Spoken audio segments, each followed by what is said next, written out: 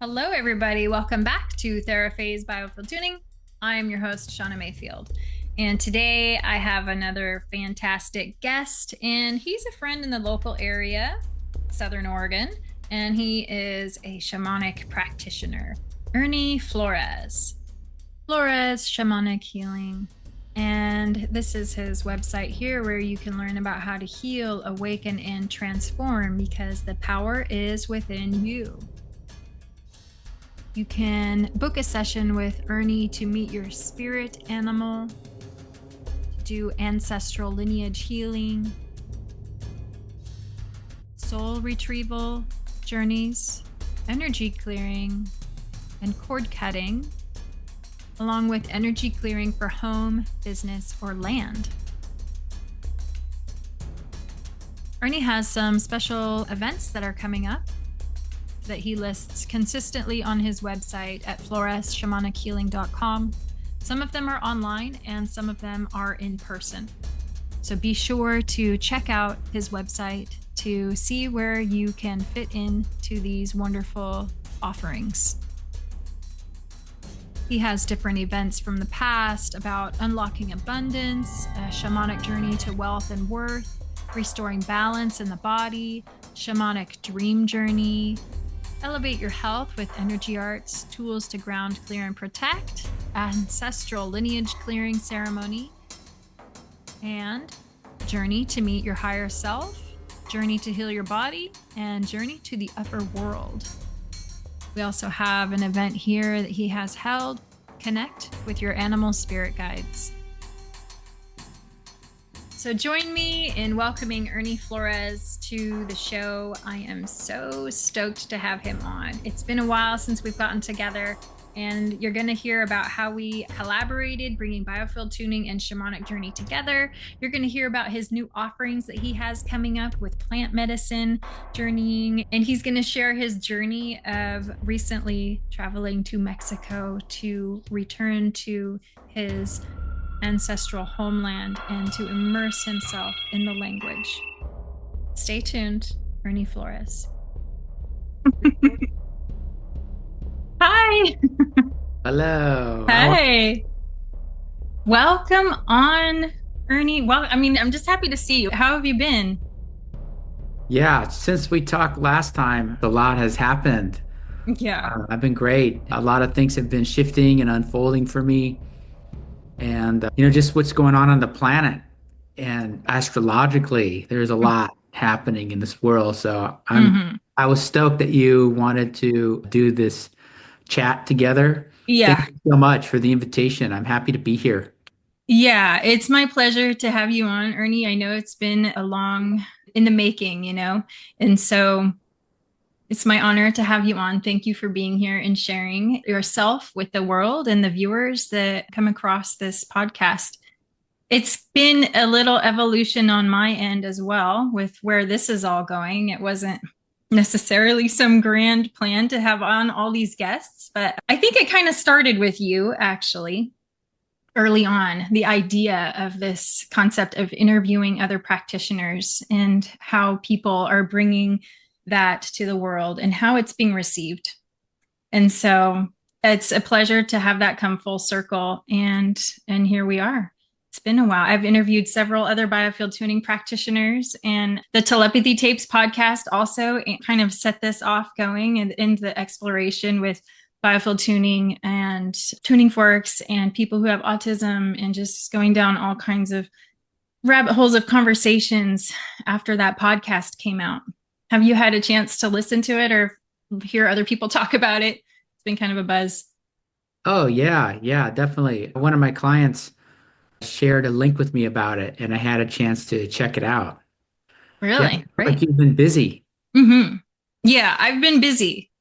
That's to say the least. And I think it's speaking to what you're saying with the time maybe that we're in and the planet and the way things are, where there's a particular kind of spin that's happening where you're either grounding in a new way, or maybe it's like thwarting you into a different direction, But either way, it seems like it's almost a go or not. I mean, it's all or nothing. You're either going to do it or you're not. That's how I've been feeling anyway. Going through a lot of releasing of fears and being seen out in the world. I think I've spoken to a lot of other people where there's a sensation of showing up, wanting to show up and be present and be a part of that transition rather than the recoil effect of like, oh, I'm going to insulate myself from the changes, but we can't stand in the way of that type of energy. It's an all or nothing. So, yeah, that's great. We'll get into more of all that stuff. What I would like to have you do is just speak to your story of maybe how you began and maybe reflect, take a moment. This is sort of a Gemini way. I know you're triple Gemini. I have Gemini rising. So I'm like, I'm going to try and kind of spike this on Ernie and see if he'll play my game a little bit, but maybe just like take a moment to close your eyes and do a little micro journey and reflect into your past for a moment. And really just find that place in your life, in your timeline that speaks to you about the moment that you really connected from that core position where you just knew without a doubt that your path work was to lead you into this shamanic healing practice. So just take your time.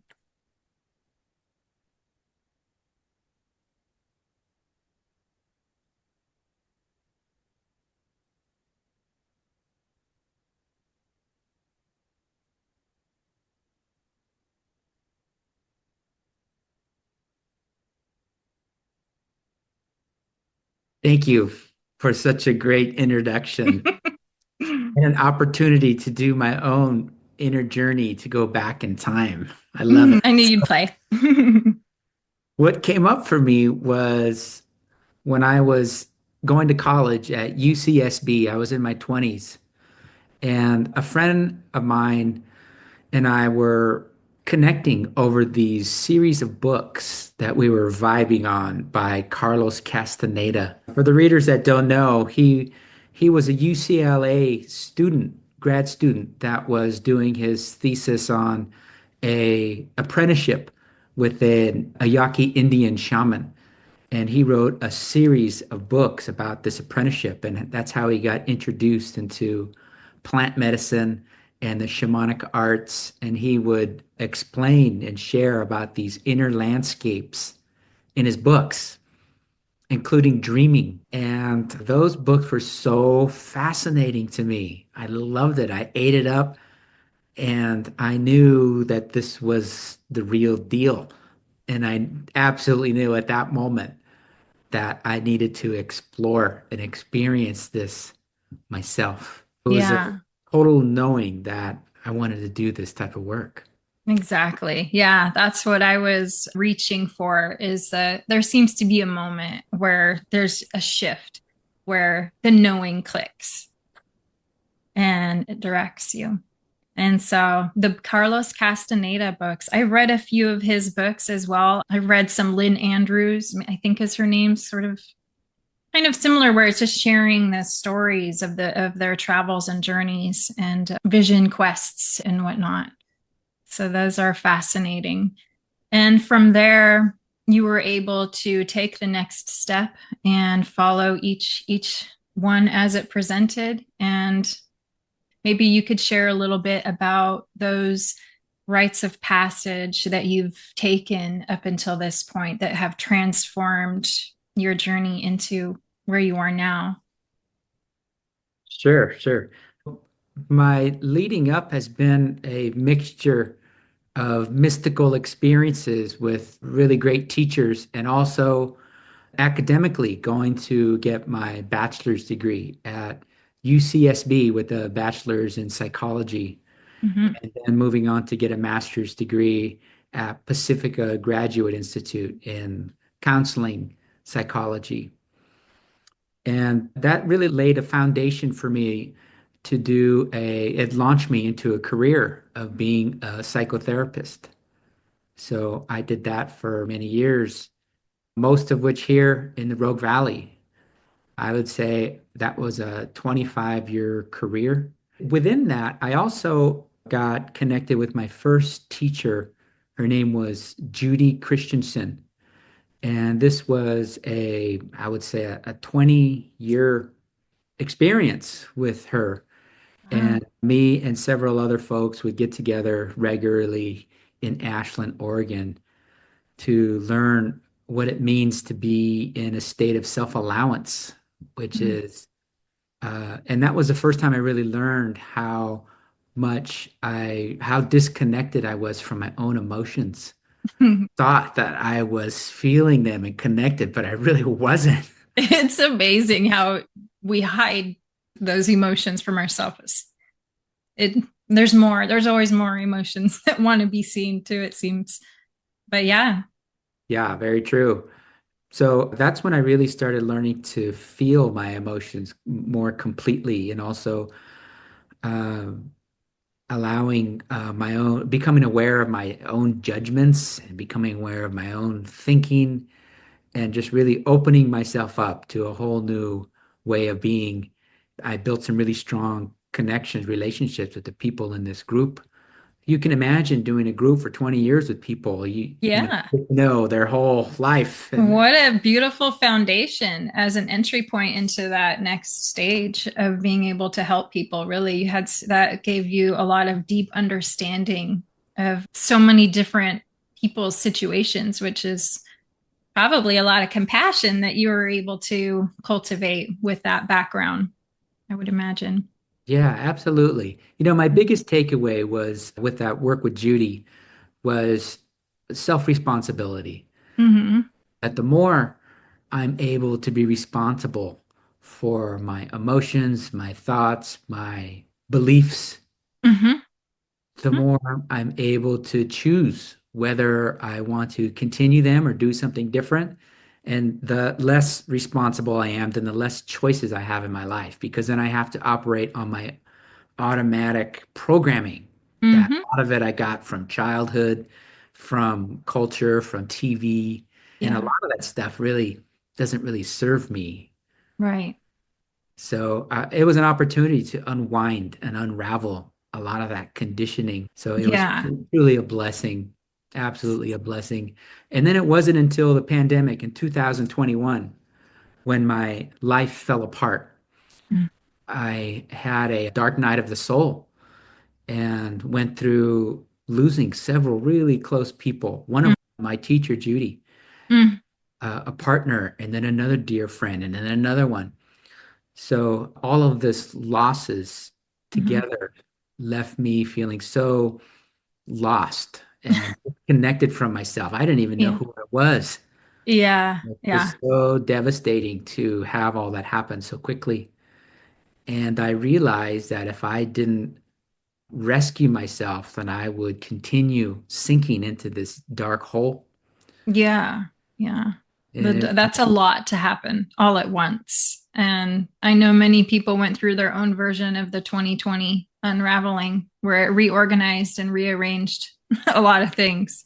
But and absolutely loss on top of loss and loss can lead to a lot of downward spiraling. And so you were able to pull yourself through that through the practice of shamanic healing, or were you connecting with how did you come through that situation? yeah, I knew I needed help. And so I was drawn to this video that I saw, that it was an interview with Beata Elefoti. And the way she was speaking about shamanism, it inspired me and lit a fire underneath me. It helped me remember about Uh, this passion that I had in my 20s. yeah. It reconnected me with this passion. And I looked her up online. I got her website. I saw that she was offering this shamanic practitioner training in Mexico. And so there again, I jumped. I knew I needed to do this. Wasn't even a question. Yeah. It was a done deal. Leap. Go. And with that, I learned all of these ancient techniques about shamanism. I learned how to create my own medicine songs and do journeys and do soul retrievals, and it was so healing. It allowed me to put myself back together in a way that was so much more empowered. And Hmm. after letting go of lots of identities, it was really a whole new birthing, really. Yeah. So that's what happens with losses. Yeah. The death Birth you. pushes a birth. So I've heard the saying goes. So we can always keep that in mind that, on the tail is the head. Like we're always crossing over into something new. What a transition, though. And so, would you say that your initial interest was really for your personal transformation, your own journey, before you started thinking about becoming a practitioner, or how did that transpire? Absolutely. I wanted to heal myself more than anything. I was desperate and I knew I needed help. And I was open to receiving help. And that's what did it for me. That's what spirit was telling me I needed to go. And so, there's many times in life where we know that we're drawn to something and we don't have all the information, all the details figured Hmm. out. We just know we need to jump. Hmm. That's happened to me many, many times. Yeah. And even though I don't have it all figured out, it always works out It's for about trust, right? That absolutely. trust. It's the relationship with yourself and trusting that your future self is guiding you in some ways, like you have it handled. But yeah, and it's because you don't get all of that information at once. I don't think we're maybe meant to have that whole, that would take all the fun out of it, right? If you knew Agreed. ahead. Agreed. And there's that piece about when I'm in the middle of deep loss or deep dark nights of the soul, it's so hard to remember that this is an opening, this is a new beginning. Yeah. When you're in the fire, it doesn't feel like that at all. Fire. It feels like you're Exactly. It's the you're fire. suffering. You have to sit with it. And that's the hardest thing because the response might be to freeze up or run away or disassociate or go into some other spiraling behavior that isn't supporting your best self. So, yeah, it's a little tricky to sit in the fire as you speak to, which is so perfect. And that is this psychology background coming through probably a little bit too, but the different processes and the alchemy and the burning off of the different parts of yourself, the transmutation. But we're really talking about like alchemizing your soul and the energy and becoming more embodied, like bringing more, integrating more of yourself and letting that, it's sort of shedding. Even with biofield tuning, it's similar. We're shedding off layers of patterns that aren't serving anymore, like you were saying. So we've sort of outgrown them. Metamorphosis. Yeah, Yeah. and it just keeps going as well too. Exactly. There's no finish line. It doesn't seem to be part of the deal. So relax, everybody. It's okay. Wherever you're at is fine. I think we get with the spiritual conversations and people being on a spiritual path and whatnot, there's maybe, or the idea even of ascension is a tricky word. And like we're going to get to this place and then it's all perfect from there. Well, as we know, it's about the journey. It's about the micro steps in between that lead you to that place. And so it's sometimes messy, sometimes it's dark, sometimes you get into different tones, sadness, grief, depression, loss, but they always can be transmuted. And that's why I love talking about these different healing arts and modalities that people have found that are bringing them into that alignment where they can bloom and share and resonate with other people. And so that's what I see you doing is taking a personal healing journey on top of all of this other background that you've had working with people outside of that context, just in relating to people's lives and their circumstances and sharing your knowledge, your wisdom, your compassion for helping humanity, essentially. It's beautiful.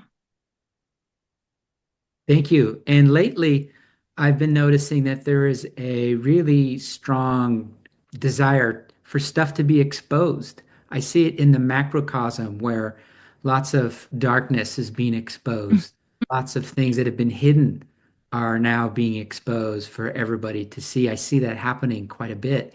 Yeah. And interestingly, that's also happening in my own personal life as well too. There's been so many exposures that I've been witnessing where my own shadow has been coming to the surface. And, shadow things are typically things that we can't see. Mm-hmm. We don't have blind spots. And that's why they call them the shadow, because you can't see it. Mm-hmm. And so the best way for me to know about the shadow is by paying attention to feedback that I'm getting from people in my relationships. That's great. Yeah. I pay attention to that because other people could see your shadow easier than you can. Yeah. So true. So true. It's challenging, and telling you what, I've been through a little shadow work course, and I did not expect. I didn't know what to expect really, but that's exactly what it was leaning into was, hey, listen to your closest relationship. What's going on there? And I'm like, oh, we're great. It's good. Everything's great. You gloss it over like, we don't ever fight. Never. Nope, nope, nope. And then it's like, we call it, or maybe this is also Jungian, constellating the shadow. It's all these things align, and then all of a sudden the scene is set, and oh boy, we have a scene and there's a drama about to happen. And I totally get it. I'm becoming more aware of those moments too, where it's like this could be an opportunity for that dance to happen. How are you going to respond this time? And so I'm always looking at how to change my response and catch it. It's just a little moment of catching it before it starts to and spins out and unwinds this whole thing, which maybe, and that's okay if it does. We got to go there. That's why it's there. The shadow isn't something we can cut off from ourselves. We don't eliminate it. We don't sever it. It's actually a guide, as far as I understand it to be. Would you agree with that? Absolutely. Yeah, that's the places where I find our light hidden in the shadows. If I'm Mm-hmm. willing to go there and look deeper, feel what's there, feel what my beliefs are that I'm holding, and just go all the way there. Tell yourself the truth. When I'm able to do that, Yeah. usually such a big opening and it's Yeah. such a relief. And there's usually a gift Mm-hmm. that I receive from that. Interesting. Exactly. So Yeah. the words, when they're spoken, something happens, and words have that vibrational tone. When you speak it, you have to notice, what does that feel like in my body when I say those words? Is it true? Is that really my belief? And so, yeah, it's a practice though, right? And it takes a consistent amount of attention and focus to want to find those places that maybe we've been hiding from ourselves. Yeah, and initially, most people want to avoid this area like the plague. They don't want to go to the 10-foot Mm-hmm. pole. And we're all there. Sure. Yeah. I could totally relate. It's taken so much practice to be Yes. able to welcome it and to view it as something that is wanted and that is actually guiding my next step in my own evolution. So the stuff Exactly. that comes up in the shadow is exactly the thing that I need most to help myself take my next step. That's my roadblock. It what's being presented to me. And so it's just taking so much time to cultivate that type of attitude. It takes a long time, but it's definitely worth it. And you could jump there just by reminding yourself to go there and that this is exactly where you need to be. Hmm. And that might look different for each person. And if I sometimes I need to lock myself in the room just for a day, whatever it takes. Like today's the day I'm going to be in here because maybe I'm inappropriate today. Whatever is going to come out of my mouth isn't going to be received well. Okay, so that's the accountability part. I'm going to be responsible for my emotions today. If I'm feeling way up here, I'm going to come down here and go in my room, and I'm going to journal. I'm going to use my tuning forks. I'm going to put some music on. Maybe I'm going to cry. Whatever happens is fine. but give yourself the space to be present with all those things that arise. And your relationships, as we were saying, is like an accelerated path. And so, those of you who are avoiding being in relationships, I'm telling you, you're not doing yourself any favors because, you got to go in there. It teaches you who you are. So, what is it that you would say is the most helpful practice that you personally use, maybe on a more regular basis, something really practical that maybe you could share with the listeners about a tool they could use to help with that? My most potent tool is journaling because once I journal, I'm not kicking it around in my brain down on the paper and I can turn it around. I could look around the other side of it, flip it over. I can even connect with spirit while I'm writing and Hmm. ask my spirit guides to assist me with this issue. What do I need to see here? And then it'll shift into some automatic writing. I'll be channeling information that I didn't even realize I had. I get a lot of mileage out of journaling, and I Right. typically don't read it afterwards. It's really most beneficial right in the moment as I'm writing it. And if I'm doing a good job, it'll often lead me to having tears flow, Oh, nice. Yeah. to open up A to the release. new realization. And that's how I know that I got what I needed from this experience. Yeah. Yeah. That's a beautiful way of doing it. Like I said, I journal too. And that's interesting. You don't read it. I'm kind of similar in that way, where it's just the process of it that seems to be relieving that mental agitation. It comes off maybe in the beginning like blah, blah, blah, blah, blah. This is what's going on. Blah. And then it soothes itself out. The writing, even if you look at the handwriting, even my husband will say, like, you have different personalities going on here. Well, probably. That was my 3-year-old self. And Sure, that makes sense. that's the wise sage self. She's way ahead of me. I don't know. But that's the what I'm noticing as well, is that it maybe starts off with this just sort of like, I don't know, there's this weird tone going on in my brain. And then it soothes out and eventually starts, maybe it's automatic writing or some kind of channeling as well. But I do feel like it's my guidance system. My soul comes in like my friend, like, hey, I got you here. It's okay. And gives me a little message about, I'm like, okay, perspective shift. Okay, I can do this.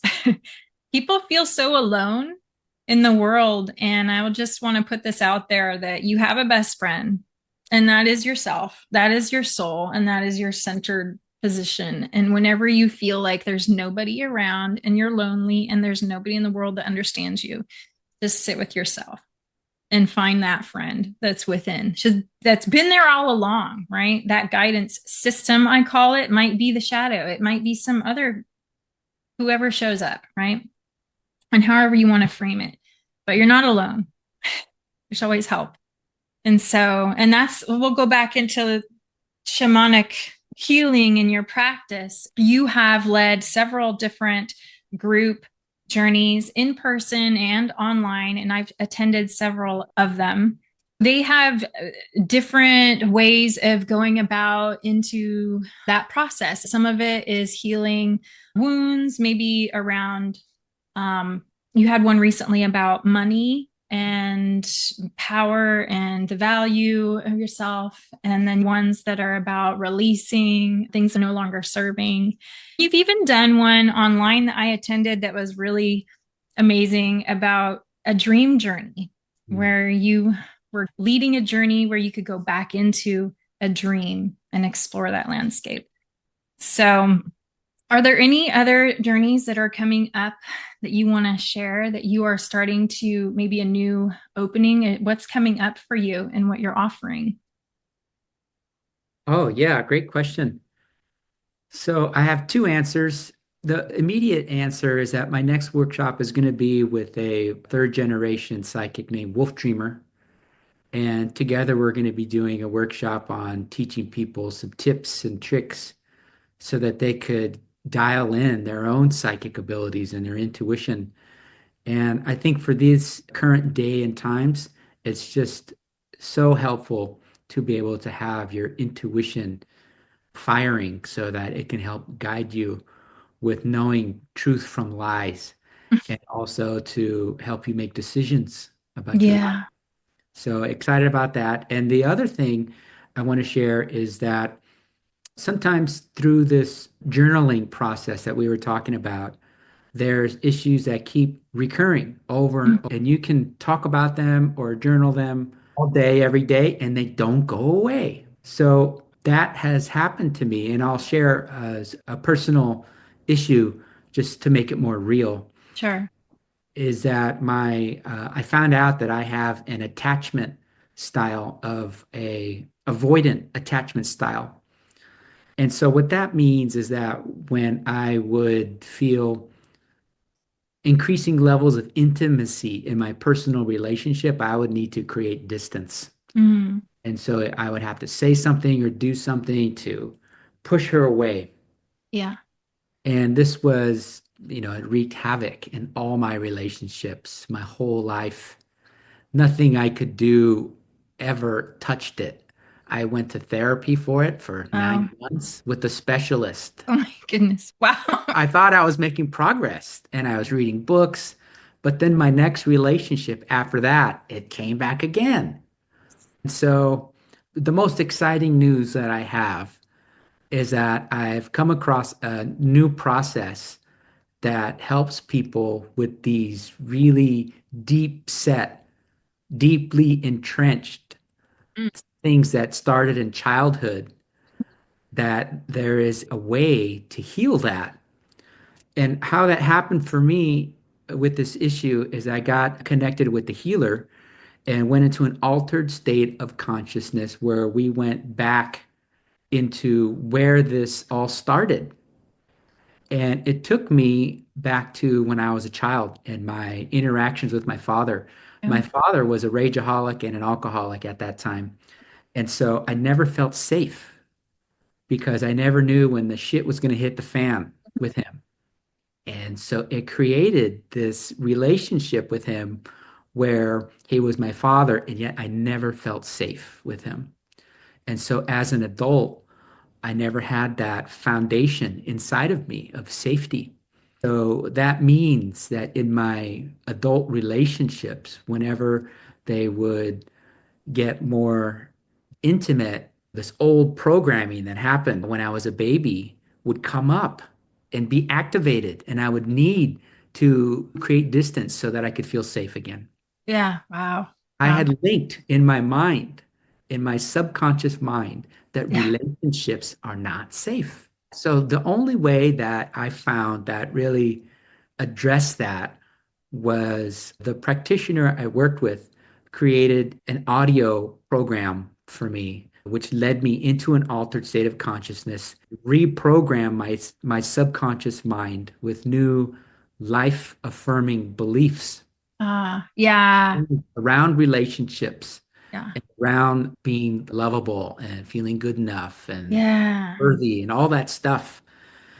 And so the thing is, I needed to listen to this recording every day for the next 30 days, Mhm. nonstop, every day, no Mhm. breaks. And so I did that. And each day I could feel that subconscious programming get looser and looser and be released more and more and more. Wow. I feel my brain taking in this new programming, touching things that were so deep in me in a way that I had never experienced before with anything That's else. amazing. And Yeah. it's words. Were you speaking those words out loud or No, just listening? the practitioner was speaking them, and it was Okay. a recording that she gave me. Gotcha. And it made me realize that I was missing something by not including that in the way Yeah. that I work with people. First of all, it changed my life. It changed my way I'm in relationships now. No longer have that desire to create distance when there's intimacy. It's vanished. It's gone. Wow. Yay. Yeah. What a change to have that release or that transition. And so, did you sense that maybe there were like when if it would come up Like you're familiar with it and you recognize it, and or it just didn't come up anymore, maybe. Oh, that's a But good question. Yeah.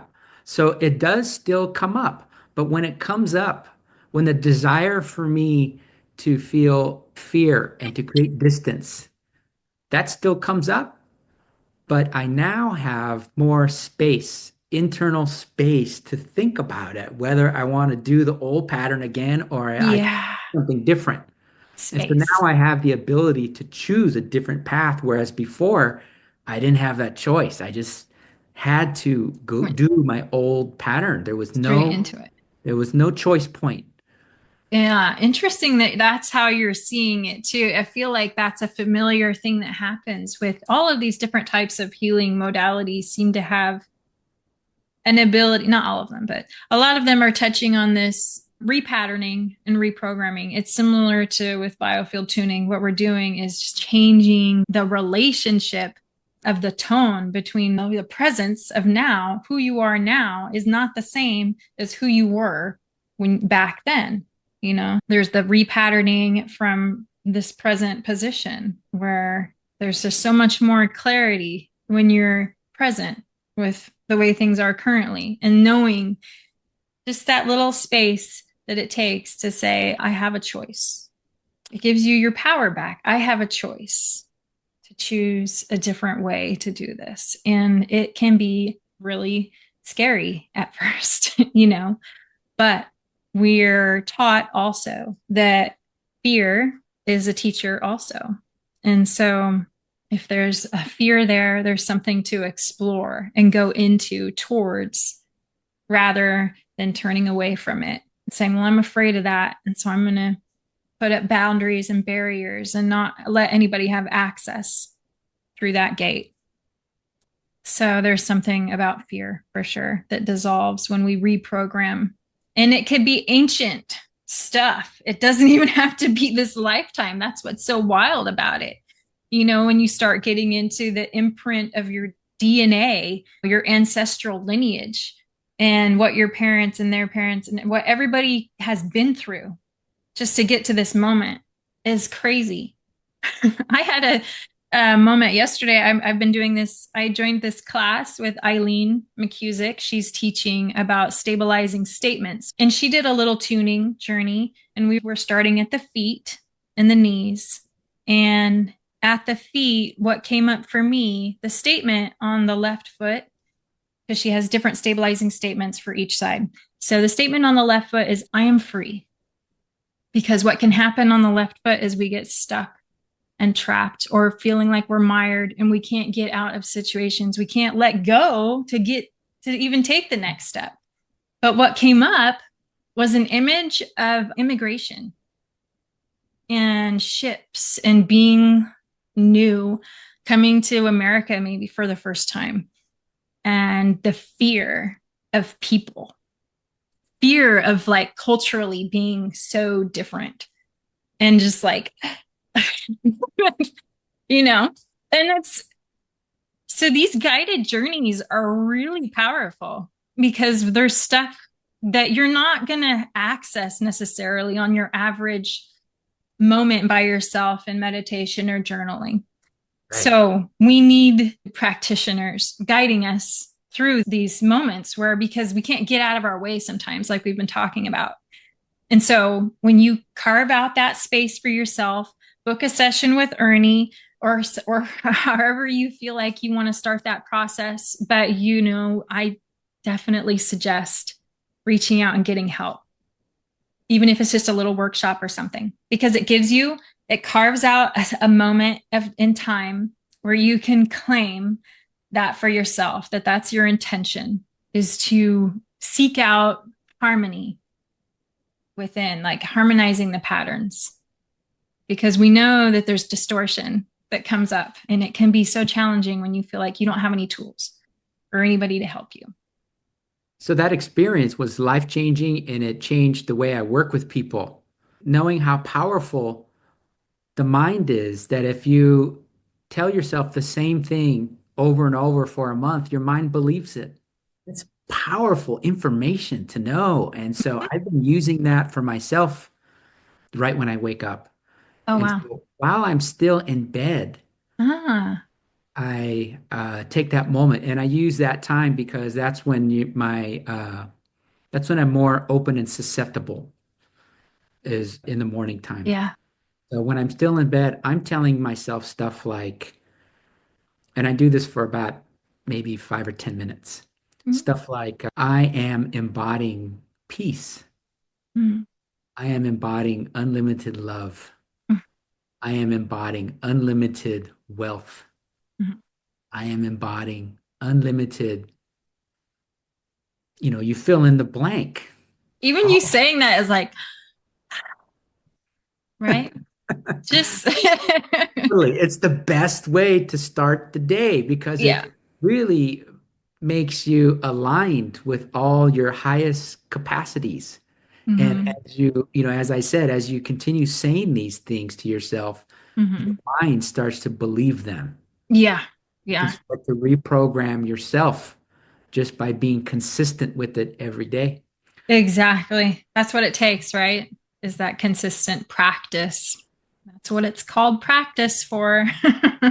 Yep. A routine of some kind. I like the morning and evening routine of waking up and then going to bed, even. They seem like highly suggestible times to be doing that type of programming with yourself. 5 or 10 minutes is nothing, you guys. You can do this. This is really a small fraction of time for really big results. Can't beat that. You can build it however you like, too. Ernie has a way of doing it, and I have my way of doing it. Maybe you like to say those things with your glass of water and then drink it, however it comes to you. But just start somewhere. A small opening can lead to many more blooms. There is one more thing I was hoping to talk about. Yeah, please do. That's the whole plant medicine topic. When I tell people I'm a shamanic practitioner, the next question is, oh, do you lead people on ayahuasca journeys? Is that part of your work? I always tell people that when I do shamanic journeys, I don't use plant medicines when I'm doing the journey. I use my drum and rattle and medicine songs and really your own breath slows people down to go into these altered states of consciousness, and the drumming helps people stay there. In addition to that, I also did receive training in how to be a plant medicine server for this plant medicine called San Pedro cactus or Mm-hmm. Wachuma. And I learned this from Beata Elfodi, and I am so excited about soon to be having these plant medicine ceremonies and opening it up to the public. Wow. Super excited about that. Wonderful. And this would be in the area of Ashland, Talent, Phoenix, Medford, kind of Mhm. in that zone. All those Yeah, Southern Oregon folks. that's right. And I consider this to be another tool, one more tool. And, I have a part of my training as a therapist was to become an alcohol and drug certified. And Mhm. so I've been working with people with substance use disorders for a really long time in my career. Mhm. And so initially, I was a bit hesitant to go into the plant medicine world because Sure. my belief was that we have everything inside of us we need to heal if we go inward. I didn't think we needed a substance to do that. So I was Right. resistant. And the only reason why I decided to do my first Wachuma ceremony is because my teacher suggested that. She said, Ernie, you got to try it. Try it. And so I Good. did. In Yeah. 2022, I did my first Wachuma ceremony and it blew my mind. Finally understood what she meant. I'm so glad that I did that. One of the takeaways I got, there were lots of takeaways, but one of them was that I realized that I had been living my life not speaking Spanish. Mm. And because I don't know Spanish, I'm Mexican. Doing that disconnected me from my culture and my ancestry. It dawned on me that I don't want to be disconnected from who I am and my culture anymore. And so I immediately started taking Spanish classes for a year and a half. Then I decided to take a sabbatical to Mexico in the summer of 2024 so I could live there for 3 months while learning Spanish and learning about my culture and experiencing that. And that was such a blessing. It was such a magical experience to take out 3 months to go have this journey. Oh, yeah. And it started from this Wachuma ceremony. That's sort of what kicked it off. And while I was there, I got a chance to meet a Mexican shaman who took me on a journey with Niño Santos, which is a mushroom, the psilocybin mushroom. Mhm. So I had an opportunity to try that journey. It Wow. was mind blowing as well too. You'll So never be the same now. It does seem to open up things in the brain, however that is, maybe connection pathways or something going on there. So, but I can understand your hesitance at first coming from your background for sure. But there yeah, it has its place, right? And it is from the earth, and there's certainly no better place to experience that than through the guidance of somebody who has respect on that level with the shamanic practices and guidance and support as a person wants to take that journey with those medicines. So that's wonderful that you're bringing that to the community. I do feel like it will be well received and that you're in an area that would be quite receptive to those types of journeys. So we will agreed. make sure to leave information below for the folks that are in the area that want to connect with Ernie about those workshops that are coming up.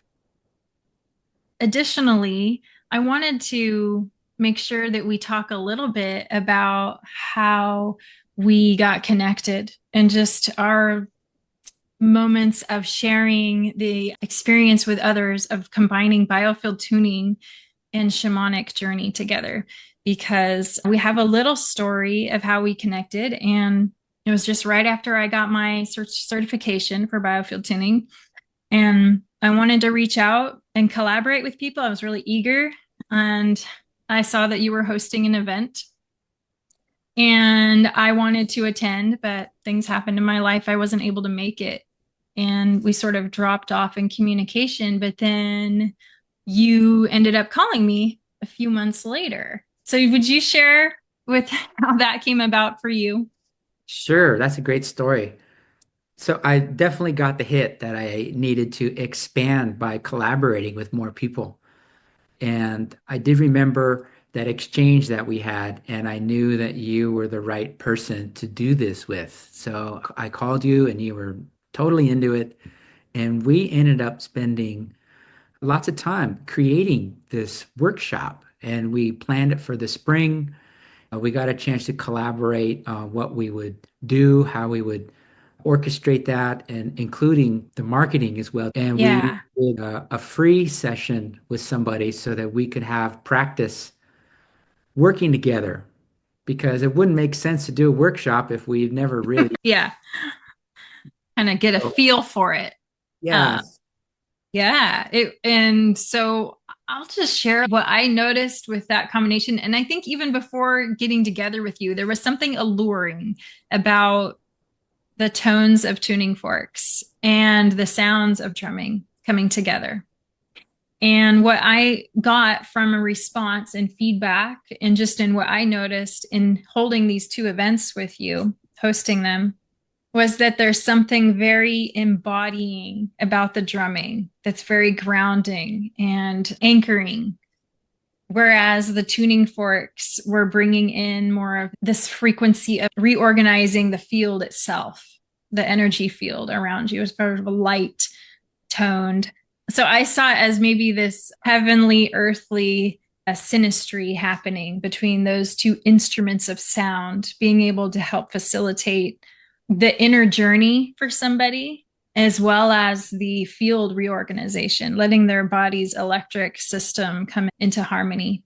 I just feel like there's so much more to explore in that path as well. I'm hoping that you want to get together again and host some more workshops this summer, perhaps. yeah, absolutely. That was a magical experience. People really benefited from it, and it was fun too. Yeah, I agree. So Stay tuned for that, folks. We'll be putting out some information about it, coming up with some beautiful flyers to share with you. We had two events. One was Align with the Magic of Spring Renewal, and the other one was, I have it written down here in front of me. I can't, oh, Elevate Your Health with Energy Arts, Tools to Ground, Clear, and Protect. Another really great, fantastic workshop. Then we put a lot of time into organizing it. So yeah, stay tuned for all that. And we will also put information down below about how to get connected with Ernie Flores, Shamanic Healing, so you can stay in the loop with all of the events that he has coming up. And they're very consistent online as well. So thanks for coming on, Ernie. I really appreciate you taking the time to share your story and how it's led you to this place where you can offer this beautiful healing practice to the world. Do you have any other messages you'd like to leave for the audience, or any words for the collective and humanity itself? Yeah, I started the video by sharing about what's happening in the world right now in the astrology. And to this time right now feels like such a potent time for all of us, that we're all being up leveled in ways that we can't even understand, that's beyond the mind. Yeah, that's for sure. So I would just remind people that there is a massive, massive up leveling going on for all of us. And it's such an exciting time to be alive and to witness these massive changes. And that these changes also include our own psychic abilities are becoming more attuned just by being here at this time. Our ability to connect with ourself and our own guides and our own higher self is becoming more and more palpable with each day. This kind of news is really makes me thrilled. That's what I want Yeah. folks, is to be able to feel really connected to themselves, connected to their guides, connected to their highest mission. Mm. Hmm. And I want to thank you for this opportunity to sharing my message and sharing some of my work. And I look forward to collaborating with you again, Shauna. Thank you so Yeah, much. absolutely, Ernie. Yeah, me as I do as well. And what you're saying speaks truth. I think a lot of people are feeling similar, where so much acceleration happening, so much change. But remember, you have excitement and you have fear, and they're kind of on the same polarity. So if you're in the fear and you're not, find yourself on that side, just kind of wiggle over, and it's like, it's excitement. It's kind of a similar bandwidth. It's true. All right. All right.